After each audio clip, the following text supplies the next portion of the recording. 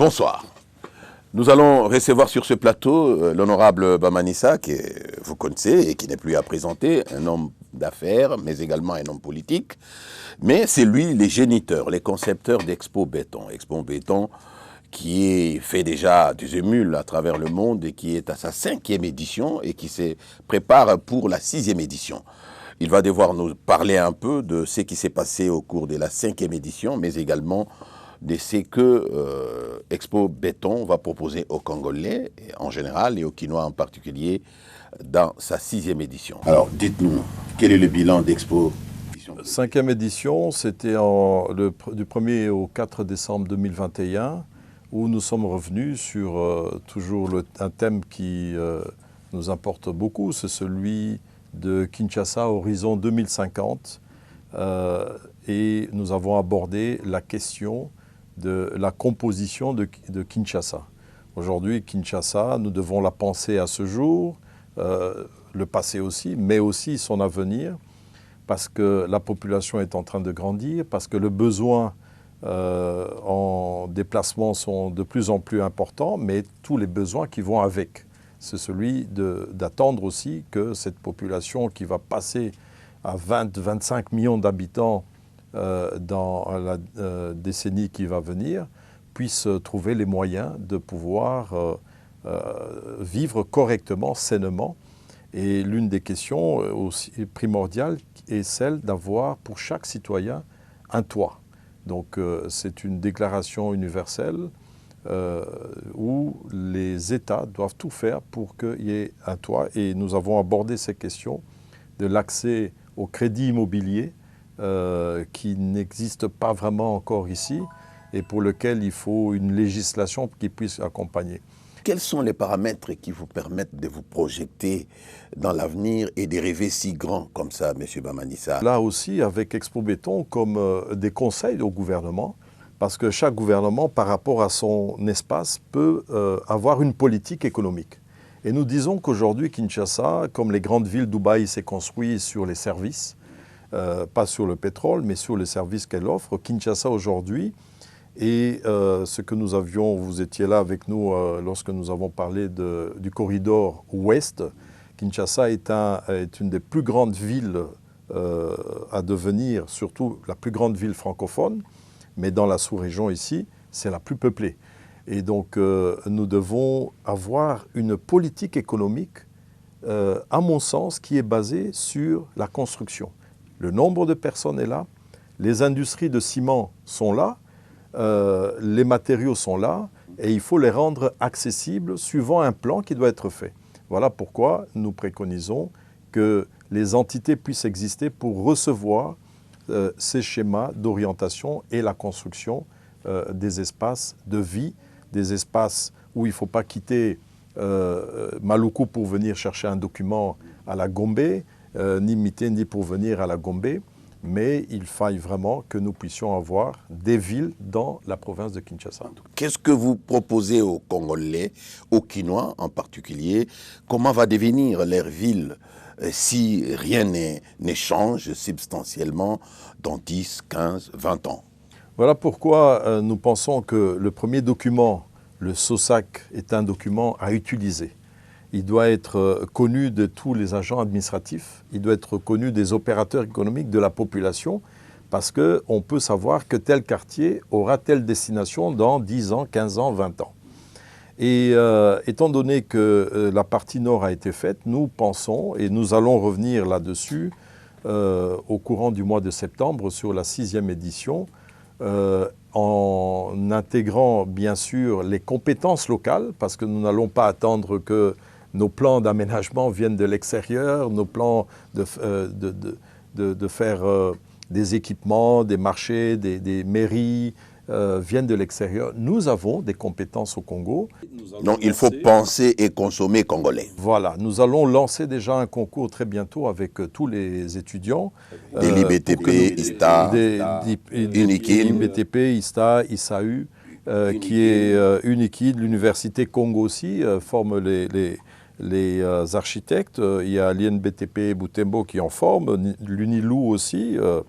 Il y a l'Université Nouvel Horizon à Lubumbashi, il y a quelques universités qui se forment des urbanistes et des architectes, qui est un métier noble. Mais là, vous commencez à faire le travail de l'État.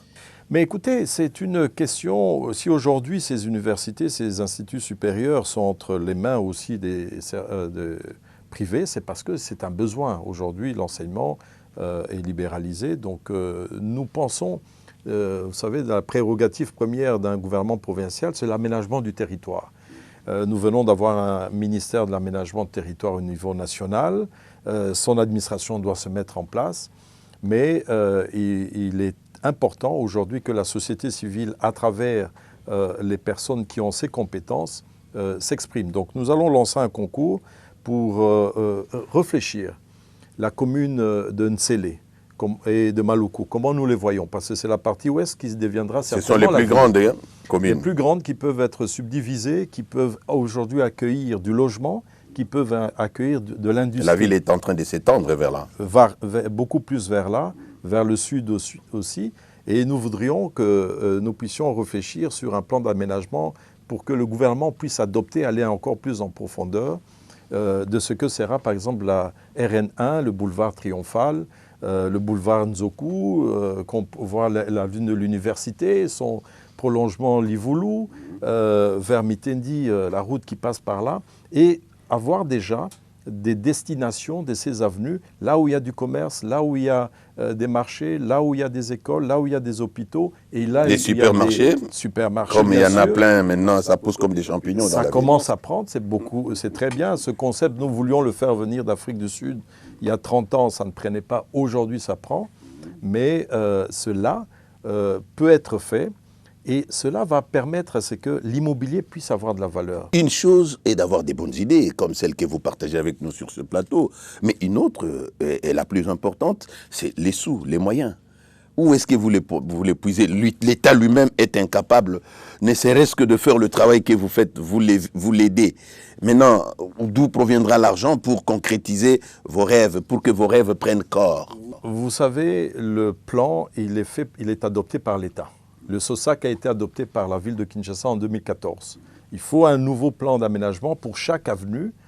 Et une fois que le gouvernement a adopté ça, maintenant, ce sont les privés qui font le travail. Le gouvernement aura comme tâche, par exemple, de construire une mairie, le bureau de police. Aujourd'hui, les hôpitaux, les écoles peuvent être faits par les privés.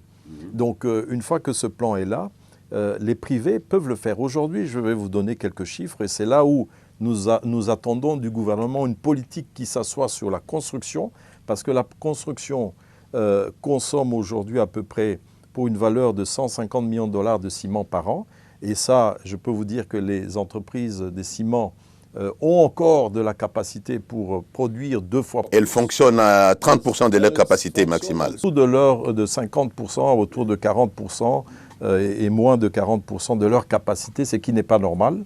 Parce qu'à un moment, le ciment était à 40 $, aujourd'hui il est très bas, mais il vient de remonter parce qu'il est appliqué la TVA dessus. Il y a une augmentation de prix sur le marché international, sur le transport maritime, sur le charbon, qui a été multiplié pratiquement par 4. Et puis, à l'importation, il est appliqué 16% de TVA sur la valeur, et ainsi qu'à la vente. Sur le produit de construction, le ciment et tous les autres produits. Mais jusque-là, les industries jouissaient des avantages repris dans la chaîne de valeur qui permettaient de détaxer. Et nous continuons à dire que nous devons avoir une approche plutôt économique, une approche fiscale, pour que les matériaux de construction soient accessibles, pour que cela donne du travail, et puis modernise notre pays, formalise les entreprises, qui vont, elles, à ce moment-là, payer des impôts et taxes et être donc des assujettis. Et nous pensons que la politique devrait plutôt être assise sur l'accessibilité aux matériaux de construction, le ciment, le fer à béton, le sable, la caillasse. Devrait être exonéré. Oui, comme ça se fait dans beaucoup de pays, parce que qu'est-ce que cela peut enclencher? Sur 150 millions de dollars, l'État ne va avoir, par exemple, qu'à peu près 25 millions de dollars de TVA par an. Mais qu'est-ce que 150 millions de dollars de ciment peut faire par an? Ils permettent, et ça vous voyez le tableau, Ils permettent à ce qu'il y ait à peu près 600 millions de dollars encore qui sont investis par les privés. Ils donnent du travail à 650 000 personnes dans la construction. Ils permettent à ce qu'il y ait encore 750 millions de dollars d'équipement dans ces bâtiments et puis que tout le monde devienne alors un assujetti, un imposable, parce qu'ils sont dans des bâtiments qui peuvent permettre par cycle annuel de 300 millions de dollars à peu près de taxes à récupérer par l'État. Donc il vaut mieux avoir une modernisation de notre ville, permettre à ce que les entreprises soient formelles et que l'État puisse alors tirer des taxes sur ces entreprises au lieu de taxer les matériaux, parce que si jamais la construction diminue, c'est le nombre d'emplois qui diminue. Et avec le plan des nouvelles villes, nous pouvons doubler, tripler 650 000 personnes qui y travaillent aujourd'hui, on peut atteindre 2 millions de personnes.